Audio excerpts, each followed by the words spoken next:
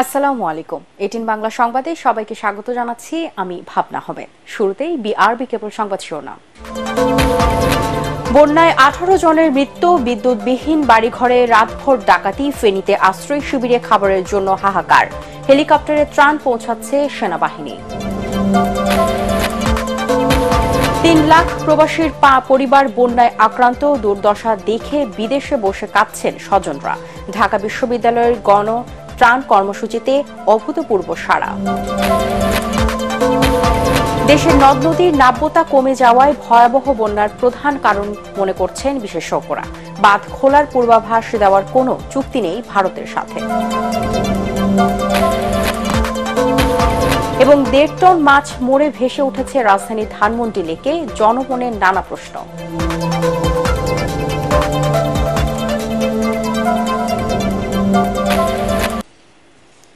শুনছিলেন বিআরবি কেবল সংবাদ শিরোনাম।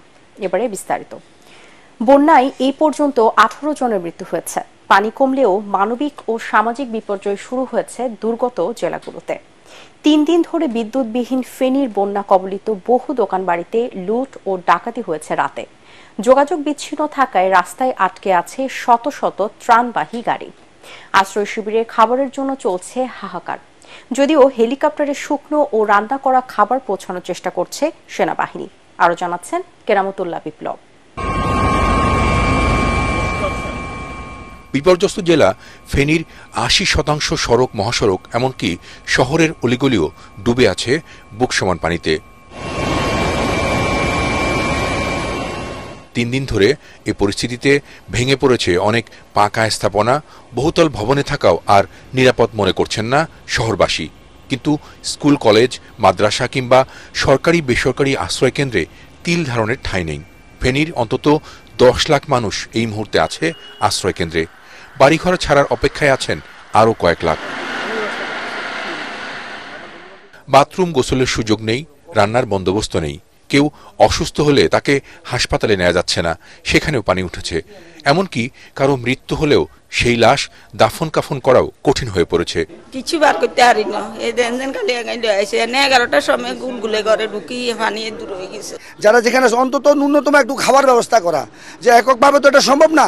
এবং আমি আপনাদের মাধ্যমে পাশাপাশি ধনাঢ্য ব্যক্তির কাছে আহ্বান জানাচ্ছি যে আপনারা সবাই প্রত্যেক পাশে এগিয়ে আসুন। জেলা প্রশাসন বা উপজেলা প্রশাসন এখনো কোনো সহযোগিতা বা কোনো যোগাযোগ পায় নাই। কবর খোঁড়ার মতো শুকনো মাটি নেই ফেনীর বেশিরভাগ এলাকায়।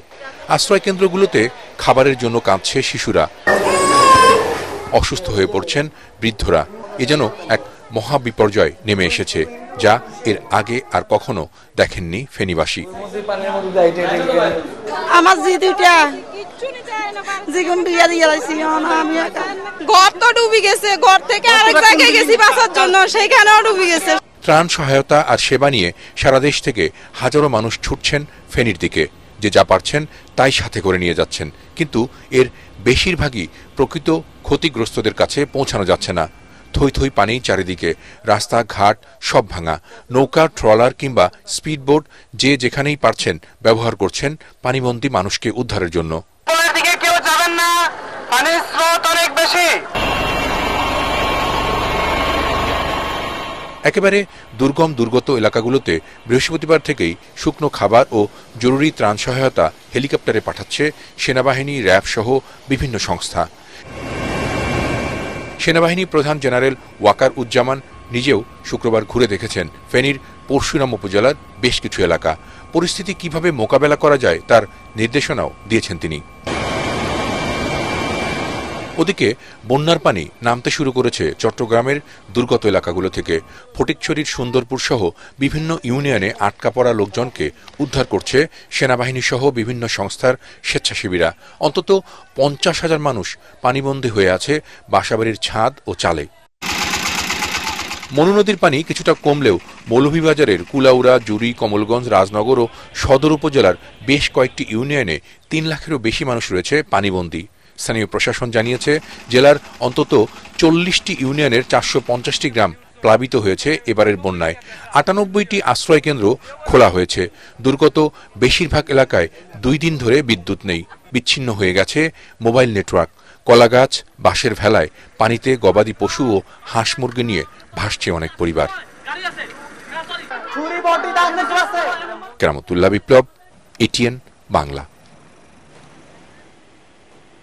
দর্শক, ফেনীর বন্যা দুর্গত এলাকায় আছেন আমাদের রিপোর্টার মুশফিকুর রহমান, জানাচ্ছেন সেখানকার সবশেষ পরিস্থিতি। ফেনীর দাগনভূঞা এলাকায় আছি।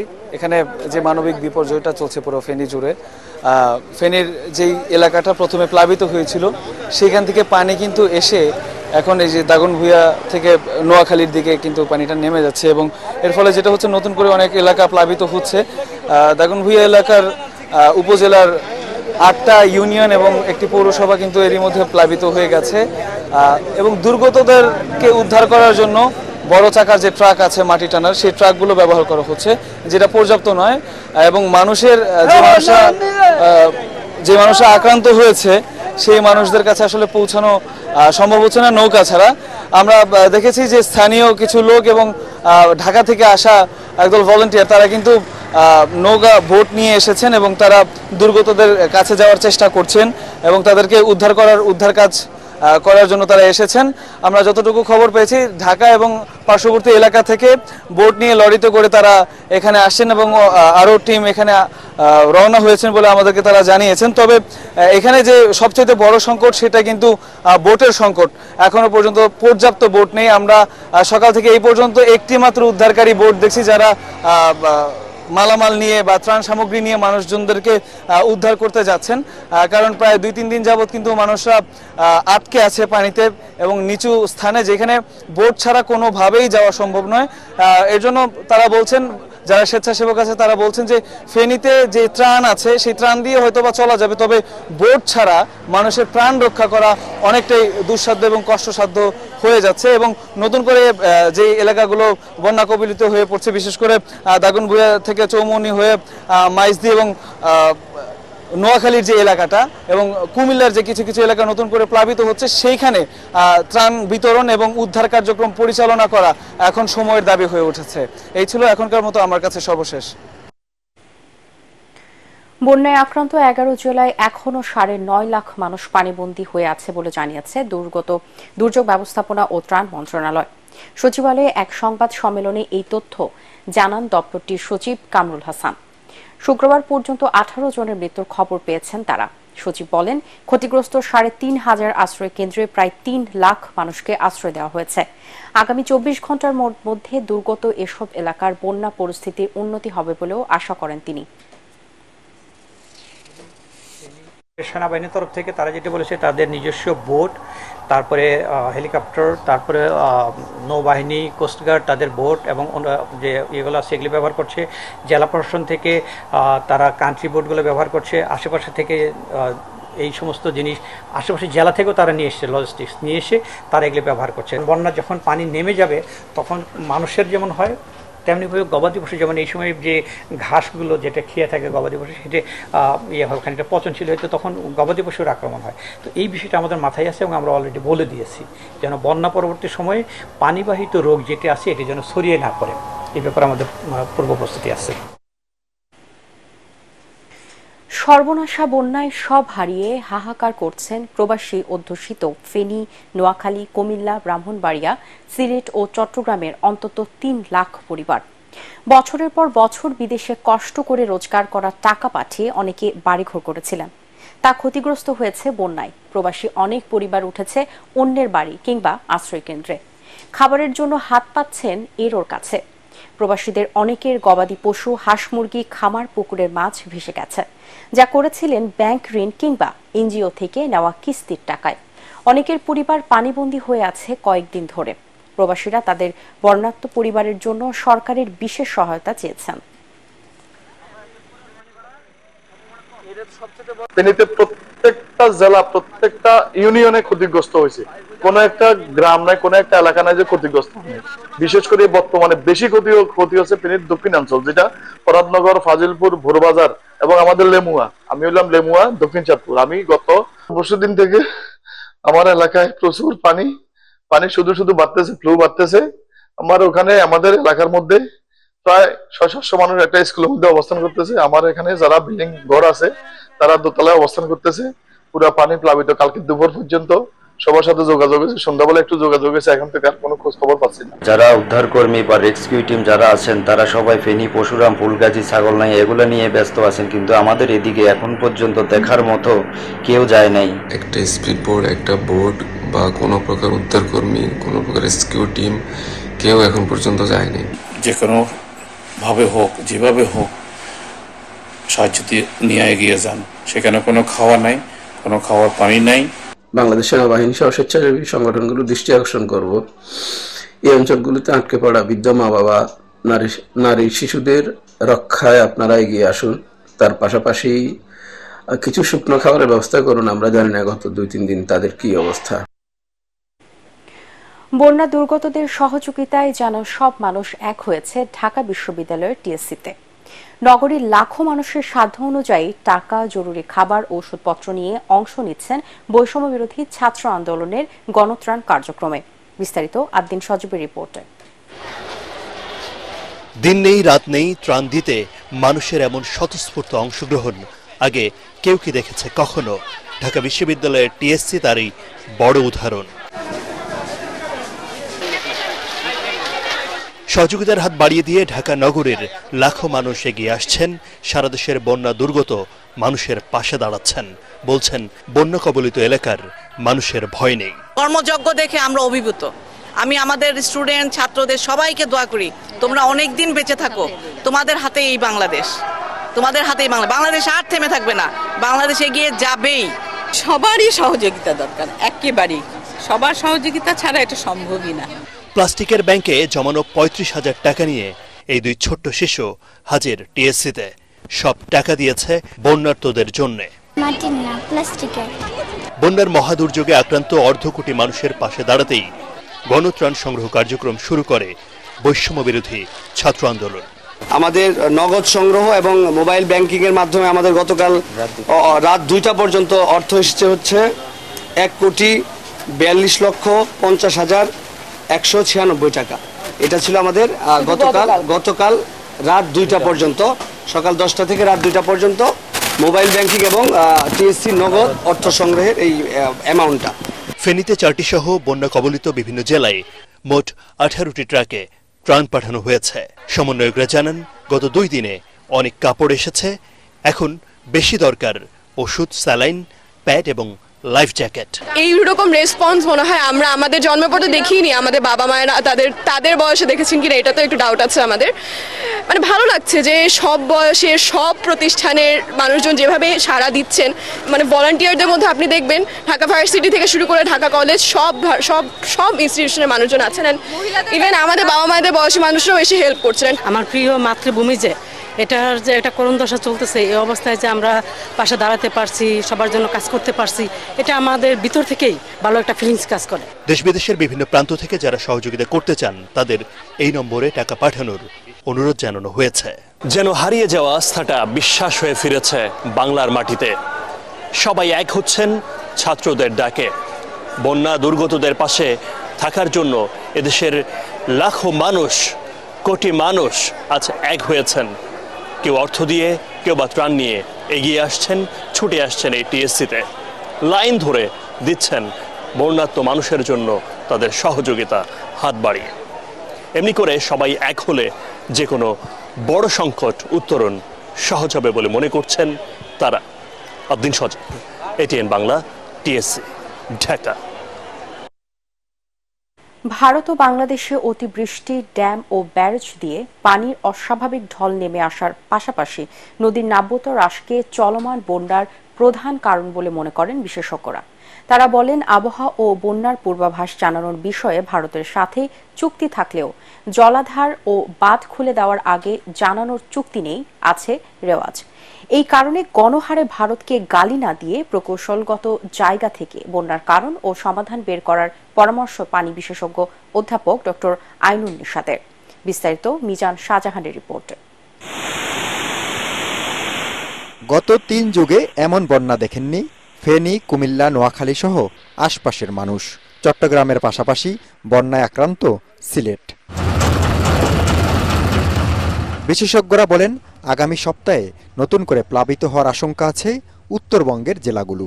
মুহুরীর যে ব্যারেজটা, এটার আনুষ্ঠানিক নাম হলো কলসি সেচ প্রকল্প। সেচ প্রকল্প মানে তো আপনার পানিটা ডাইভার্ট করতে হবে, আর যখন আপনার পানি বেশি হবে তখন খুলে দেওয়া ছাড়া তো কোনো উপায় নেই। ভারত এই তাদের যে পানি অস্ত্র হিসেবে ইউজ করে, যেটা আমরা দেখি গ্রীষ্মকালে পানি দেয় না, গজলডোবার সব জলকপাট বন্ধ থাকে। দিল্লিতে প্রচুর বৃষ্টি হয়েছে, ওদের আবহাওয়া দপ্তর ইয়েলো অ্যালার্ট দিয়েছে যে সাবধান, আর ত্রিপুরার ক্ষেত্রে রেড অ্যালার্ট দিয়েছে। তো আমাদের এখানে যে কি ভাষায় দেয় এই ভাষাটা আমরা বুঝি না। যেমন বিপদসীমার 10 সেন্টিমিটার উপর দিয়ে প্রবাহিত হচ্ছে, তাতে কি হবে? আমার বাড়ি ডুববে, আমার রাস্তা ডুববে। এখানে আমাদের অনেক কিছু করার আছে। ড্যাম ও ব্যারেজের পার্থক্য না বুঝে অনেকেই অজ্ঞতাবশত বন্যার জন্য ভারতকে দায়ী করছেন বলে মনে করেন পানি বিশেষজ্ঞ ডক্টর আইনুন নিশাত। অগাস্ট মাসে টোটাল 500 মিলিমিটার বৃষ্টি হওয়ার কথা, সেটা 3 দিনে হয়েছে। এই যে প্রচণ্ড বৃষ্টি, এটাই হচ্ছে বন্যার কারণ। যখন ড্যাম ক্ষতির মুখে পড়তে পারে তখনই গেট খোলা হয়। যেমন আমি যদি কালকে জানতে পারি যে আমাদের কাপ্তাইয়ের গেট খুলে দেওয়া হয়েছে, তখন ধরে নেব যে পানির লেভেল এই পর্যায়ে পৌঁছেছিল যে কাপ্তাই ড্যাম ক্ষতিগ্রস্ত হতে পারত। দখল দূষণে নদী নাব্যতা হারিয়ে ফেলায় বন্যা ভয়াবহ হচ্ছে বলে মনে করেন জাতীয় নদী রক্ষা কমিশনের সাবেক চেয়ারম্যান ডক্টর মঞ্জুর আহমেদ চৌধুরী। অপরিকল্পিত বালু উত্তোলনের বিরুদ্ধে আমি অ্যাকশন নিয়েছিলাম। তৎকালীন একজন নারী মন্ত্রী খুব বিক্ষুব্ধ হন। উনি এখন বর্তমানে হাজতে আছেন, দীপুমণি। ওনার যে হিংস্রতা, যার ফলে আমার ওখান থেকে আমার কন্ট্রাক্টটা ক্যান্সেল হয়ে যায়। এবারের বন্যা থেকে শিক্ষা নিয়ে যৌথ নদীর বিষয়ে ভারত ও বাংলাদেশকে আরও জোরালো পদক্ষেপ নেওয়া উচিত বলে মনে করেন নদী গবেষক শেখ রোকন। 123টা আন্তঃসীমান্ত নদী আছে, এর মধ্যে 54টা হচ্ছে স্বীকৃত দাপ্তরিকভাবে বাংলাদেশ ভারত, বাকি আরও 69টা আছে অস্বীকৃত। তো এগুলো দিয়ে পানিটা নেমে আসে উপরে, যা বৃষ্টি হয়। ভারত বাংলাদেশ তারা যদি তথ্য বিনিময় করে, সহযোগিতা করে, তাহলে বন্যার মতো দুর্যোগগুলো মোকাবেলা করা সহজ হয়। বিশেষজ্ঞরা বলেন একসময় হোয়াংহোকে বলা হতো চীনের দুঃখ, আর খরস্রোতা গোমতীকে বলা হতো কুমিল্লার দুঃখ। গোমতী এবারও কুমিল্লার দুঃখ হলো, তবে নাব্যতা হারিয়ে। মিজান শাহজাহান, এটিএন বাংলা, ঢাকা। হত্যা মামলার আসামি সাকিব আল হাসানকে জাতীয় ক্রিকেট দল থেকে বাদ দিতে বাংলাদেশ ক্রিকেট বোর্ড বিসিবিকে লিগ্যাল নোটিশ পাঠানো হয়েছে। সেই সাথে হত্যা মামলার তদন্তের স্বার্থে তাকে দেশে ফিরিয়ে আনতে বলা হয়েছে নোটিশে। সুপ্রিম কোর্টের আইনজীবী ব্যারিস্টার সজীব মাহমুদ আলম এই নোটিশ পাঠান। রিপোর্ট করছেন পরাগারমান। বিশ্বের অন্যতম সেরা অলরাউন্ডার সাকিব আল হাসান খেলা দিয়ে জয় করে নিয়েছেন সবার মন, তবে ইদানিং সময়টা ভালো যাচ্ছে না তার। ব্যাটে বলে রান খরাইয়াছেন সাকিব। রাওয়ালপিন্ডি টেস্টে বোলিং করে 1 উইকেট নিলেও প্রথম ইনিংসে ব্যাটিং করে 15 রানেই সাজ করে ফেরেন তিনি। মরার উপর খাড়ার ঘায়ের মতো জাতীয় দল থেকে সাকিব আল হাসানকে বাদ দিতে লিগ্যাল নোটিশ দেওয়া হয়েছে বিসিবিকে। সেই সঙ্গে হত্যা মামলার তদন্তের স্বার্থে তাকে দেশে ফিরিয়ে আনতে বলা হয়েছে নোটিশে। সুপ্রিম কোর্টের আইনজীবী ব্যারিস্টার সজীব মাহমুদ আলম এ নোটিশ পাঠান। সাকিব আল হাসানের বিরুদ্ধে যেহেতু ক্রিমিনাল মামলার রেকর্ড হয়েছে, তাই তিনি আইসিসির নিয়ম অনুযায়ী জাতীয় ক্রিকেট দলে থাকতে পারেন না। তাকে ক্রিকেট দল থেকে অবিলম্বে বাদ দেওয়া প্রয়োজন বলে জানানো হয়। গার্মেন্টস কর্মী রুবেলকে হত্যার নির্দেশদাতা হিসেবে ক্রিকেটার সাকিব আল হাসানকে 22 আগস্ট রাজধানীর আদাবর থানায় একটি হত্যা মামলার 28 নম্বর আসামি করা হয়। এছাড়া মামলায় সাবেক প্রধানমন্ত্রী শেখ হাসিনা, ওবায়দুল কাদের সহ আরও 156 জনকে আসামি করা হয়েছে। এ পর্যন্ত দেশের হয়ে টেস্ট, ওয়ানডে ও টি20 সব মিলিয়ে 444 ম্যাচের 485 ইনিংসে সাকিব সংগ্রহ করেছেন 14,641 রান, আর উইকেট নিয়েছেন 704টি। পরাগারমান, এটিএন বাংলা, ঢাকা। ব্যাংকিং খাত সংস্কারের কারণে আমানতকারীদের উদ্বিগ্ন হওয়ার কিছু নেই বলে জানিয়েছেন অর্থনীতিবিদ ডক্টর মোস্তাফিজুর রহমান। রাজধানীর এফডিসিতে বিতর্ক প্রতিযোগিতায় তিনি বলেন, এই সংস্কার প্রতিষ্ঠানের বিরুদ্ধে নয়, ব্যক্তির বিরুদ্ধে। এ সময় ঋণ জালিয়াতি ও অর্থ পাচারকারীদের বিরুদ্ধে বিচারের আওতায় এনে দ্রুত শাস্তি নিশ্চিত দাবি জানান ডিবেট ফর ডেমোক্রেসির চেয়ারম্যান হাসান আহমেদ চৌধুরী কিরণ। ইমদাদুল্লাহ বাবুর রিপোর্ট।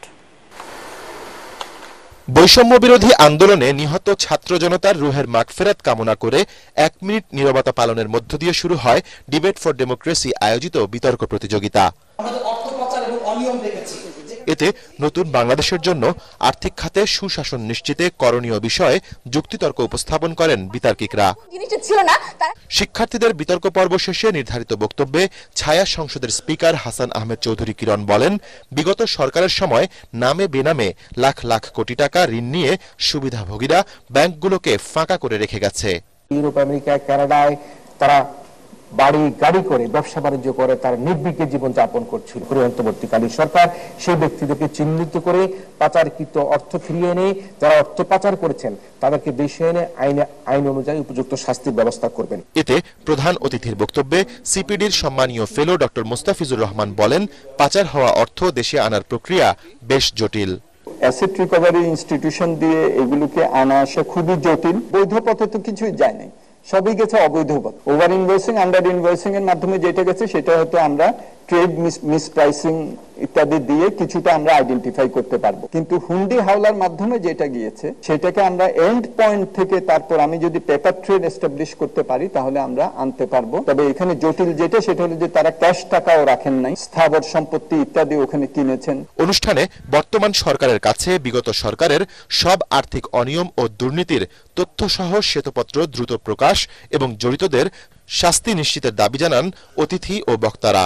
এইভাবে সংস্কার করা হচ্ছে, সেখানে কিন্তু এটা নিশ্চিত করার চেষ্টা করা হচ্ছে যে আমানতকারীদের যাতে কোনো ধরনের সমস্যা না হয়। যেগুলো একটু দুর্বল আছে সেখানে প্রশাসক বা নতুন বোর্ড করে তাদেরকে দিয়ে ব্যাংককে একটা সুস্থির অবস্থায় আনার চেষ্টা করা হচ্ছে। এই আমদানি রপ্তানির ক্ষেত্রে আমার মনে হয় যে শৃঙ্খলা আনয়নের জন্য সাময়িকভাবে কিছু স্থিতি দেওয়া হয়েছে। ব্যাংকগুলোকে একটা সিএসআর ফান্ডের কথা বলা হয়েছিল, 7,099 কোটি টাকা তারা সিএসআর ফান্ডে দিয়েছে। বঙ্গবন্ধু পরিবারের বিভিন্ন কার্যক্রমের জন্য প্রায় 3,000 কোটি টাকা সেই সিএসআর ফান্ডে ব্যবহার করা হয়েছে। আজকে বন্যার দুর্গত মানুষের জন্য তারা বিভিন্ন এলাকা ভাগ করে সে বন্যার দুর্গত মানুষের মধ্যে সেই সিএসআর এর ফান্ড তারা সংগ্রহ করে সেখানে বিতরণ করবেন বলে আমরা আশা করতে চাই। প্রতিযোগিতায় BGMEA university of fashion and টেকনোলজিকে হারিয়ে বাংলাদেশ ইউনিভার্সিটির বিতর্কিকরা বিজয়ী হয়।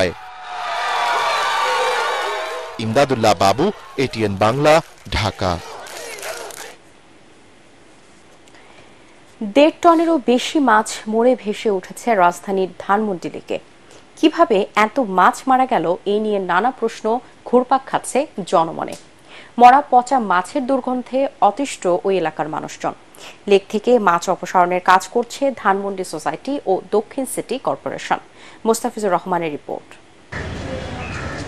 রুই, কাতলা, মৃগেল সহ নানা জাতের মরা মাছে ছেয়ে আছে ধানমন্ডি লেক।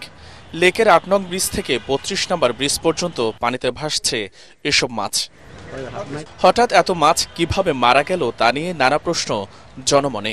কেউ বলছেন পানিতে বিষ প্রয়োগ, আবার কারো মতে লেকের ওয়াটার পাম্প বন্ধ থাকায় অক্সিজেনের ঘাটতি থেকে মাছের মৃত্যু। তবে এর ভিন্ন মতো আছে। ধানমন্ডি লেকে মাছ চাষের ব্যবসার সাথে জড়িত ছিল আওয়ামী লীগের কয়েকজন প্রভাবশালী নেতা। সম্প্রতি ক্ষমতার পালাবদলের কারণে শত্রুতাবশত মাছে বিষ প্রয়োগ করা হতে পারে বলেও ধারণা অনেকের। 3-4 দিন থেকে মাছগুলো মারা যাচ্ছে এবং গতকালকে দেখা গেল সবচেয়ে বেশি মাছ ভেসে এখানে এবং পচা দুর্গন্ধ। বিষ না দিলে এত মাছ মরে না, বিষ অবশ্যই দিচ্ছে, যে কারণে এই মাছগুলো মারা গেছে। লেকে ছড়িয়ে থাকা মরা মাছ অপসারণ করছে ধানমন্ডি সোসাইটি ও ঢাকা দক্ষিণ সিটি কর্পোরেশন। গতকালও ট্রাক ভর্তি করে সরানো হয়েছে মরা মাছ। 8 নম্বর ব্রিজের এখান থেকে ডিঙ্গিতে ধরে ধানমন্ডি 32 নম্বর পর্যন্ত এই জায়গাটায় আর কি মাছ মারা গেছে। মাছ যখন হাতে ধরি মানে মাছের ভিতরে হাত ঢুকে যায়, মানে এরকম অবস্থা, মানে হাত দিয়ে উঠাতেও পারি না। মাছ মারা যাওয়ার কোনো সুনির্দিষ্ট কারণ শনাক্ত করতে পারেনি কর্তৃপক্ষ। তাদের ধারণা মরা মাছের সংখ্যা আরও বাড়তে পারে। মুস্তাফিজুর রহমান, এটিএন বাংলা, ঢাকা।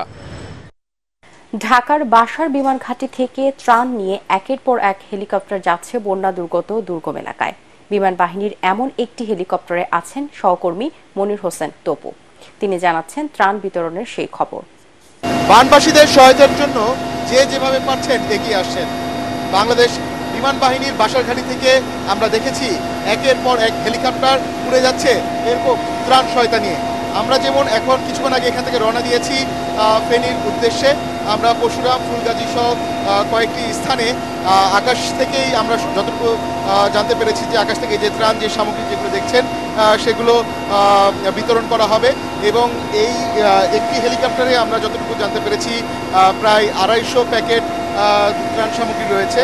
এর মধ্যে যতটুকু ধারণা আমরা জানতে পেরেছি যে প্রায় 5 কেজি করে এখানে যে শুকনো খাবার, খেজুর রয়েছে, চিরা রয়েছে, পানি, পোর্সেলাইন সহ যে প্রয়োজনীয় যে সামগ্রী যেগুলো প্রয়োজন, অতি প্রয়োজন, সেই সামগ্রীগুলো আমরা দেখেছি যে বিমান বাহিনীর পক্ষ থেকে যে দুর্গম যে এলাকাগুলো যেগুলো রয়েছে, যেখানে গাড়ি চলাচলের কোনো ব্যবস্থা নেই, যেখানে সাধারণ যে মানুষ যারা ত্রাণ নিয়ে যাচ্ছেন সড়ক পথে, সেই সামগ্রীগুলো পৌঁছে দেওয়ার তেমন কোনো ব্যবস্থা নেই, সেই সব দুর্গম এলাকায় মূলত বিমান বাহিনীর এই হেলিকপ্টার যোগে ত্রাণ সামগ্রীগুলো কিছুক্ষণের মধ্যে পৌঁছে দিবে। শুধু এই হেলিকপ্টার নয়, আমরা দেখেছি যে বিমান বাহিনীর যে বাসাঘাঁটি রয়েছে সেই বাসাঘাঁটি থেকে সেনাবাহিনীর হেলিকপ্টার থেকে শুরু করে বিভিন্ন আইনশৃঙ্খলা বাহিনীর যে হেলিকপ্টারগুলো রয়েছে সেই হেলিকপ্টারের মাধ্যমে ত্রাণ সামগ্রীগুলো দুর্গম যে বন্যার্তদের সাহায্যের জন্য পৌঁছে দেওয়া হচ্ছে। আর একটি বিষয় জানিয়ে রাখি যে যারা এখানে বন্যায় যারা ব্যাপক ক্ষতিমুখে যারা পড়েছেন তাদের এখন প্রয়োজন যে শুকনো যে খাবারগুলো রয়েছে সেই খাবারগুলো দ্রুত পৌঁছে দেওয়ার জন্য তারা সর্বোচ্চ চেষ্টা করছেন এবং তারা বন্যার্ত যারা রয়েছেন তাদের যে প্রাথমিক চিকিৎসার জন্য আমরা দেখেছি যে বিমান বাহিনী সহ সেনাবাহিনীর সদস্যরা তাদের যে মেডিকেল টিম রয়েছে সেই টিমগুলো নিয়েও সেখানে বন্যাদুর্গত এলাকায় যাচ্ছেন এবং তাদের চিকিৎসা সেবা দেওয়ার জন্য তাদের কার্যক্রম পরিচালনা করার জন্য সব ধরনের উদ্যোগ এরই মধ্যে নেওয়া হয়েছে। এবারে আল আরাফা ইসলামী ব্যাংক অর্থ সংবাদ।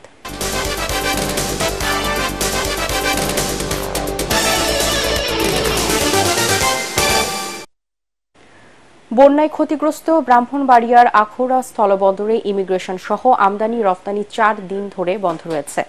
হঠাৎ এই বন্যায় স্থলবন্দরের আশপাশের 5টি ইউনিয়নের অন্তত 25টি গ্রামও ক্ষতিগ্রস্ত হয়।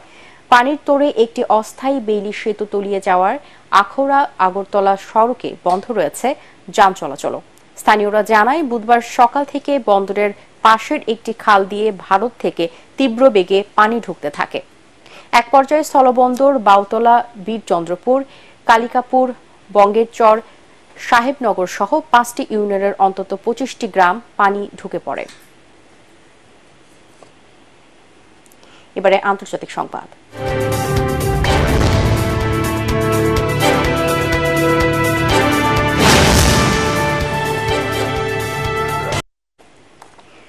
পুরুষদের দাড়ি রাখা ও নারীদের মুখ ঢেকে চলতে হবে এমন আইন করেছে আফগানিস্তান।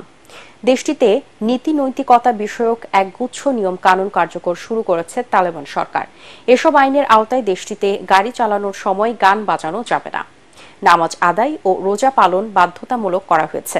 আফগানিস্তানের বিচার মন্ত্রণালয় এসব কথা জানিয়েছে। আফগানিস্তানের নৈতিকতা বিষয়ক মন্ত্রণালয় শরিয়াহ আইনের সাথে সামঞ্জস্য রেখে এসব নিয়ম কানুন কার্যকর করবে। সর্বোচ্চ নেতা হাইবাতুল্লাহ আখুন্দজাদার অনুমোদনের পর 35টি নিয়ম কানুন আইন হিসেবে কার্যকর করা হয়েছে। এবারে জানিয়ে দিব পার্টিক্স খেলার খবর।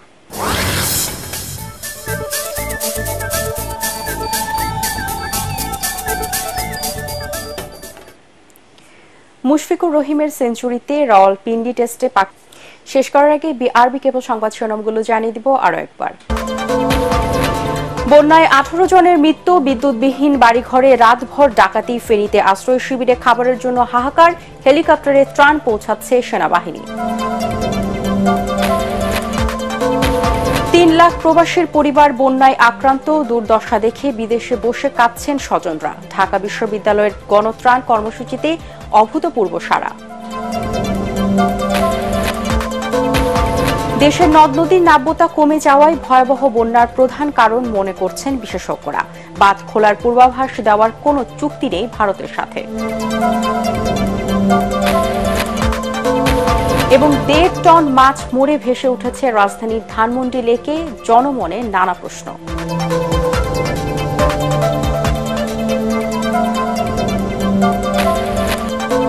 পরবর্তী সংবাদ দেখার আমন্ত্রণ জানিয়ে এখনকার মতো শেষ করছি। এটিএন বাংলার সংবাদ ইউটিউবে দেখতে ব্রাউজ করুন youtube/ATN বাংলা নিউজ। ধন্যবাদ সবাইকে।